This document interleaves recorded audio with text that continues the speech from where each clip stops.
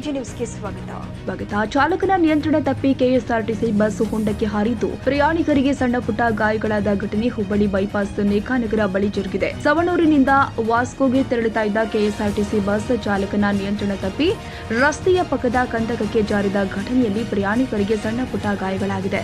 ತದನಂತರ ಪ್ರಯಾಣಿಕರನ್ನ ಪರ್ಯಾಯ ಬಸ್ ಮೂಲಕ ಸ್ಥಳಾಂತರ ಮಾಡಲಾಗಿದೆ. ಕನ್ನಡಿಗರ ಮೆಚ್ಚಿನ ನಿಮ್ಮ ಎಜೆ 24/7 ನ್ಯೂಸ್ ಕನ್ನಡ ವಾಹಿನಿ ಇದೀಗ ಟಿವಿಯಲ್ಲಿ ಲಭ್ಯ. ವೇಳೆ ನೋಟಿಸ್ ಕೊಟ್ಟಿದ್ರೆ ವಾಪಸ್ ತಗೋತೀವಿ.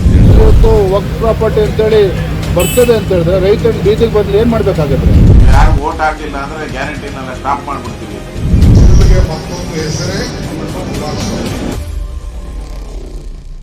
ಕರ್ನಾಟಕ ಮತ್ತು ದೇಶ ವಿದೇಶ 360 ಡಿಗ್ರಿ ಸುದ್ದಿ ಹಾಗೂ ಉತ್ತರ ಕರ್ನಾಟಕ ಬೆಳಗಾವಿ, ಬಾಗಲಕೋಟೆ, ಧಾರವಾಡ, ಹಾವೇರಿ, ಗದಗ, ಬಿಜಾಪುರ ಜಿಲ್ಲೆಯ ಕ್ಷಣ ಕ್ಷಣದ ವಿವರವನ್ನ ಪಡೆಯುವುದಕ್ಕೆ ಎಜೆ 24/7 ನ್ಯೂಸ್ ಕನ್ನಡ ವಾಹಿನಿಯನ್ನ ಲೈಕ್ ಮಾಡಿ, ವಿಡಿಯೋಗಳನ್ನ ಶೇರ್ ಮಾಡಿ, ಕಮೆಂಟ್ ಮಾಡುವ ಮೂಲಕ ನಮ್ಮ ವಾಹಿನಿಗೆ ಸಹಕಾರ ನೀಡಿ ಮತ್ತು ಚಾನೆಲ್ ಅನ್ನ ಸಬ್ಸ್ಕ್ರೈಬ್ ಮಾಡಿ. ಧನ್ಯವಾದಗಳು.